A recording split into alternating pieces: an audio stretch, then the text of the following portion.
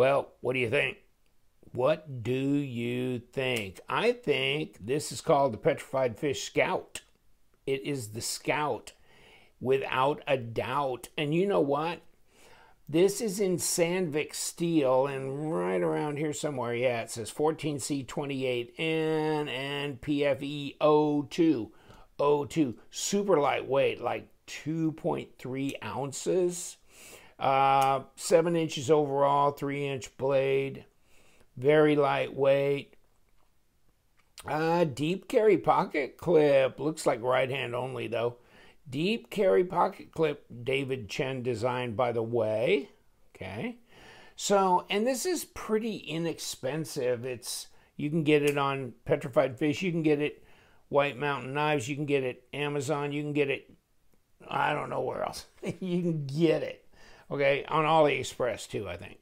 So, you can get them all over the place. Petrified Fish, they've got their own store on AliExpress, but why bother if you can get it on Amazon, especially if you can get it on White Mountain Knives, then you can use the 10% discount.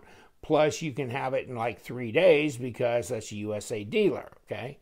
And their actual website and Amazon, depending if they're in stock, you know what I mean? So you have to look at the shipping dates or when it will be arriving, that kind of thing. So check that out. But this is a very cool little lightweight front flipper knife. Didn't get it all the way served up there. Well, let me see, about 30%. 30% lock up. And I'm just trying to be careful and not get cut. But then again, probably won't be because that part's falling on my thumb. So I'm okay. And I got to get my finger off the top of here when I release it because this is all the way over here. So I need to back up and let it drop. Okay. So you got to get used to that a little bit because you've got a front flipper. So you don't want to lay your finger across the top here because it's not going to drop. You got to give it room. But very, thin, slicey looking blade, that's for sure. Let me see if I got a piece of paper I can do some slicey with. And come here. Okay. That'll work. Yeah, I can already tell. Yeah, it's good to go. So it's sharp. Grab this and see what we got for blade stock. I wonder if it's under 3 millimeter. No, it's right at 3. Okay. At 0.11. Okay. And fatness is 0.43 at 11 millimeters. So that's pretty slender. That's thinner than like a pure military 2. And it's like Contour G10. You can get this in gray as well. I like the blue, so I got the blue, but you can get it in gray. And I can't remember what I pay for it. Well, it's 41 list on here, so you can do whatever you want. I mean, you get it for that on White Mountain, and then get 10% off. It'd be in the 30s. So it's definitely a budget friendly knife. And here it is, the PFE02. Here's your stats on here, and you do get ceramic bearings on here. Okay. And so net weight, of course, their guesstimate 3 millimeter blade stock. So their stats are right on. In fact, let me grab this sharp thing and turn it on and give you the exact weight as you can witness it. Okay, 65, 65.8. So they were close enough for government work. And let me get around here. Yeah, like I said, 2.3 ounces. So, yeah, it's super, super duper, duper lightweight. Yeah, boy. Now, I'll tell you what ain't going to be quite that light and just came out. So, you better get on it. Get it on, buddy. These are the same size. These are 3-inch blade. 7 inches overall, or maybe a little less than 7 inches overall. Just came out. There's the full-size Beluga, the PFP01, I think. And this is the PFP01X for small. So see how these are smaller? And they're going to come out in different, well, you can see them next to the measuring thing. But then they're coming out in different handle type materials. This looks fascinating. I like this, and I like this too. So, I mean, you got choices, and you can get black blade. Hell, get two of them, mix and match, whatever, swap blades, whatever. I know I'm going to get at least one, maybe two. I know I got one coming, and I'm still pondering a second. But, yeah, I'm going to do a video on that. This is a Scout. This is a front flipper. Like I always say, I'm not Mr. Front Flipper, like, fanatic. I can deal with them, and they're okay. So this one, I mean, the fact that it has good ergos, okay, it's big enough, it's slicey, it's sharp, it's super lightweight, super easy to carry. So in that regard, yeah, I like it, you know. And, you know, slender, contoured G10, inexpensive, and the fact that it is Sandvik steel. So it is a true stainless steel, which helps, as far as I'm concerned. So I like that too. And ceramic bearings. So, I mean, you know, at 41 bucks, where do you get ceramic bearings and all that, and Sandvik steel and everything? It's not easy to find. So I know there's probably something out there, but this is pretty good. And Petrified Fish has been doing a hell of a job. Also, just throw this out at you. This is another one I got at the same time. This is the Bunta. Okay, so if you want a bigger knife that's a fascinating, interesting design, this one was $32. Swear to God, micarta, probably got ceramic bearings, $32, but it's D2. It's not Sandvik. But she's a whole different load of bricks, isn't she? Because this one here, this has got some hoss to it right here. This has got some heft, and really a nice flow of a design. Interesting knife. So I'm going to have a separate video on that one.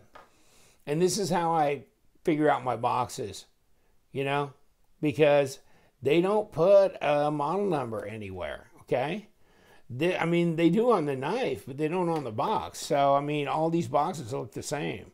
So you don't want to get them, well, I mean, if you didn't print that on any of them, that's fine.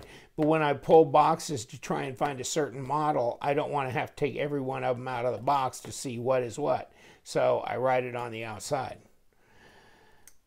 Nice. Yeah, I mean, really finger flickable? No, because, yeah, you can't really get into any of this here. So it's front flipper, but it's not bad. I mean, this front flipper sticks out far enough, and it's jimped, okay?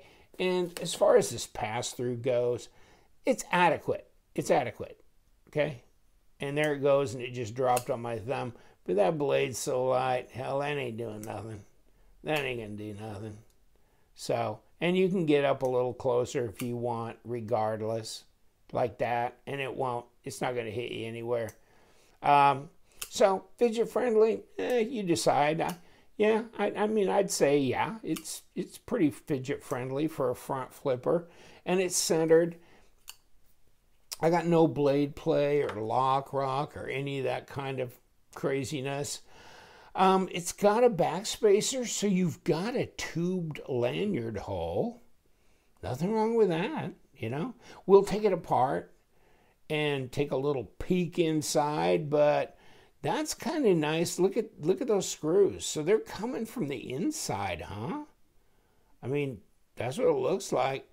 And it goes in and out of the pocket fine. I mean, this is nice and springy, and that works great. But it's a deep carry, and you don't have the tops of the screws sticking up and taking up space in here. So the pocket clip makes sense. It's good. And you know what? The fit and finish on these knives, is good. I can't remember who introduced me to Petrified Fish, how I stumbled across them. It's been a while back.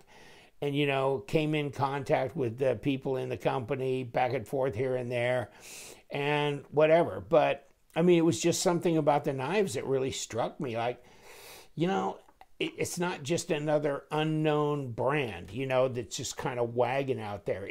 There's something special about this budget brand, and it's going places. And of course now it's picked up by White Mountain, and you know it's available U.S. dealer, etc.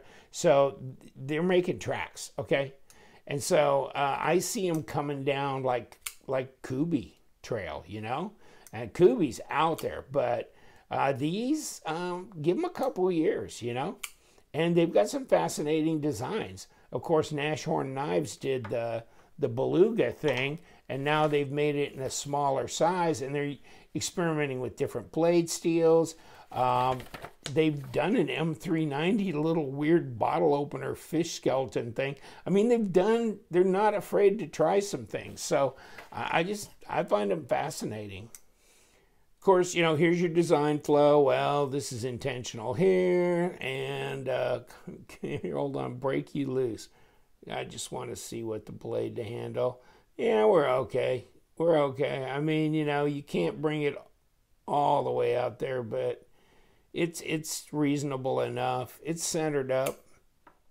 Okay, so yeah, we're gonna have to have the 1-2 punch here of the 8 and the 6, because these screws here, these body screws are 6s. But let's just get, and see, I've never broke this open before, so let's see how nasty we're gonna have to get. Okay, I got it. I just, you know, I just use an increasing amount of pressure up to a certain point.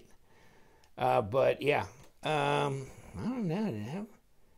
I guess it had something on it. It was locked down pretty well. It's got a square spot there. You can't get at it from the front, so apparently, yeah, that holds it in place so it won't spin. Otherwise, that baby would have spun. I mean, that would have spun. That had enough thread locker on it. If that was a round pivot, I'd never get that son of a gun undone. But there's the redemption right there in that flat spot. Locking it, keeping it from rolling. Okay, now we got a tiny screw there, and probably the same there. Yeah, looks like same. Can't do much with the pocket clip there, can I, folks? There's no screws to undoes. Let's see if I can pull this off. Okay, like that. Okay, now, without cutting my hand off, let's do that. Okay, so there's the screws that are holding it from the inside. Okay, amazing.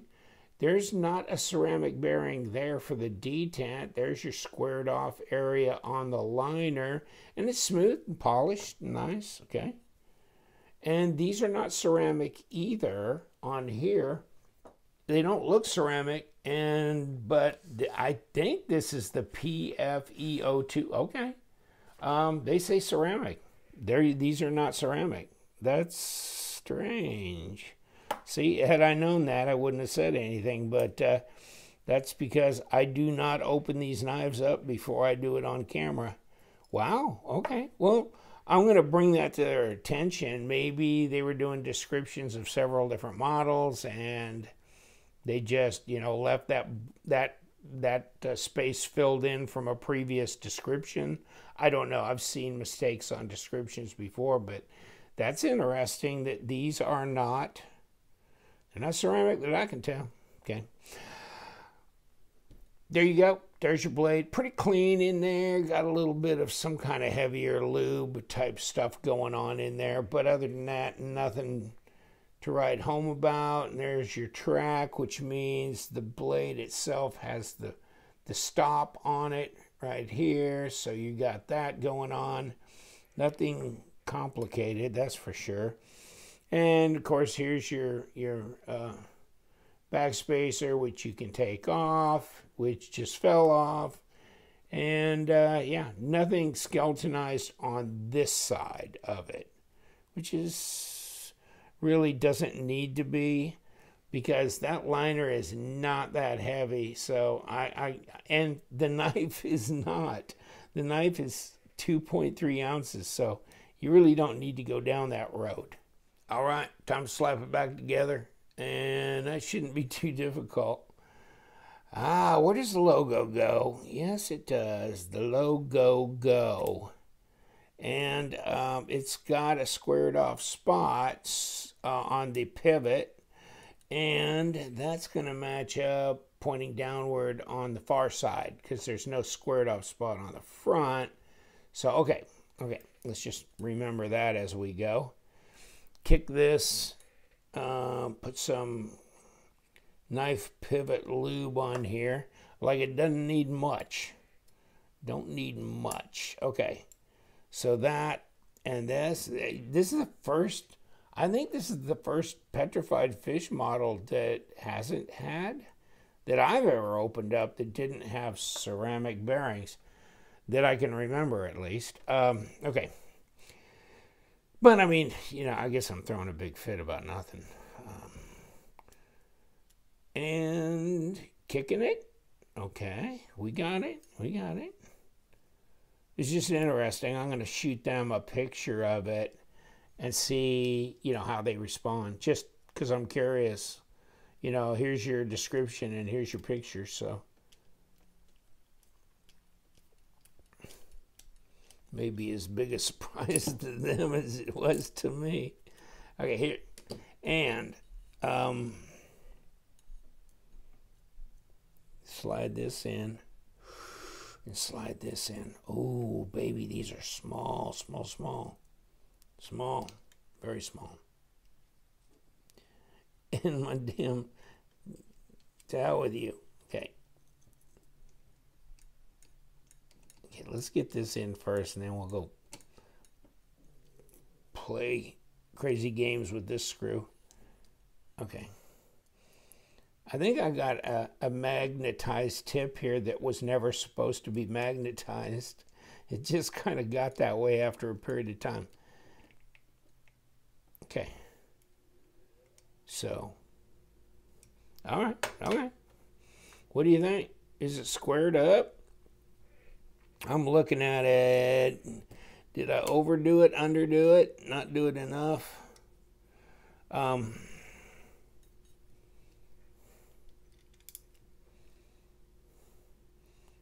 Well, that looks pretty damn squared up. Okay, I see it travel, and there it is. Let's see.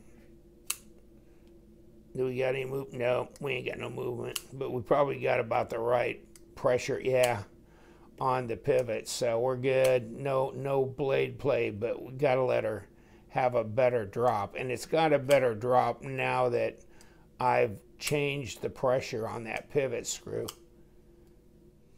Okay, back with the Scout, but ooh, she dropping now. It's better than when I first got it. It's improved because I slacked on that pivot screw a little bit, but it's still, there's no play. So I didn't hurt it, and it's dead centered as well. So, but it's got a way better drop to it. So that livened it up really good. Probably that plus took off the heavier lube, put the KPL on, maybe several factors, but she's good to go now. I'll leave you to it, folks. The Petrified Fish Scout. I like the design. I like the fact that the blade's very utilitarian. This would probably be a real handy little user to have around, cutting open packages and this, that, and the other. And if you like front flippers and you like the price, this might be for you. Take care. We do love them knives, so you guys stay sharp.